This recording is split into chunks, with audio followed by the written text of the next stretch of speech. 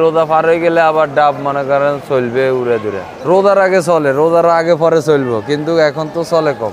ডাব অনেক, ডাব তো হয় 3 রকম, সবুজ, লাল, সাদা, এই 3 রকমের হয়। সাদাটা খুব কমে, শুধু সবুজ আর লালে বেশি। পানি সবগুলাতে কিন্তু কম বেশ সবগুলাতে হয়, কিন্তু ওই আপনার সবুজ ডাবে বেশিরভাগ, লাল ডাব কম আইয়ে। লাল ডাবের পছন্দ করে বেশি অনেকে অনেক সময়, কিন্তু লাল ডাব আহে কম, সবুজ ডাবে বেশি।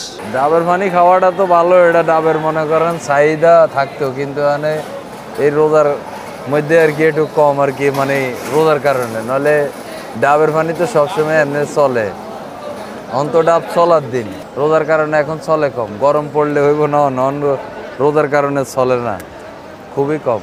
ইফতারের সময় 10-15টা 20টা এরকম চলে। ডাব মনে করেন আপনার উপকার সব দিকে, এটা তো মনে করেন আপনার এটা তুলনায় নাই। এটা আল্লাহ দানীয় ডাব, গাছের আগের পানি মনে করেন এটার মধ্যে কত কিছু আল্লাহ তাআলা রোগ মুক্ত করে, এটার মধ্যে কোনো সমস্যা নেই। এটা মনে করেন আপনার নির্ভেজাল জিনিস, এটা দিয়ে অনেক রোগ মুক্তি হয়ে যায় কিন খাই। মনে করেন এই দিনে খায় বেশি, ফাল্গুন চৈত্র বৈশাখ মাসে এই গরমের দিনে চলবো।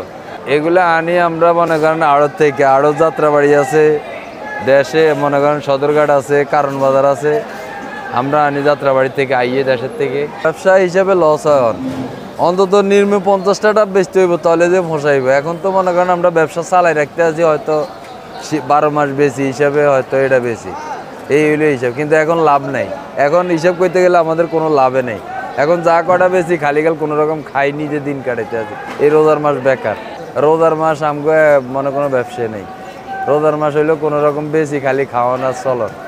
আমি এই ব্যবসায় যে বিগত 27-28 বছর, এইটা তো মনে করেন এটাই আমাদের দাদা বাবা চাচা সবাই এটাই করে গেছে। যার যেটা ব্যবসা এটাই করে, অন কি করবো আর অন্যটা কি এর কাজ করবো। এই ডাব কিনছি আগে মনে করেন অনেক দাম কমে, 3 টাকাতে 5 টাকাতে, আর অন্য কিনা লাগে 10,000 12,000 টাকা সহ।